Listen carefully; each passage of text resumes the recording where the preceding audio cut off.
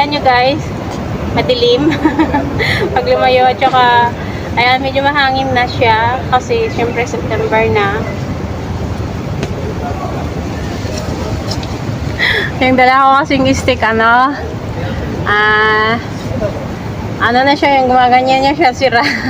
Pero meron akong dalawang selfie stick, selfie mono, ganyan. Kaso yung nadala ko is yung medyo may diferensya na. Tapos yung isang phone ko na ginagamit ko for vlogging, nalubat siya dahil sa sobrang, sa sobrang init sa Suc, Kabayan. So doon ako galing sa ating sa Suc, Kabayan, kung saan nandun yung ating mga products na Filipino foods na ating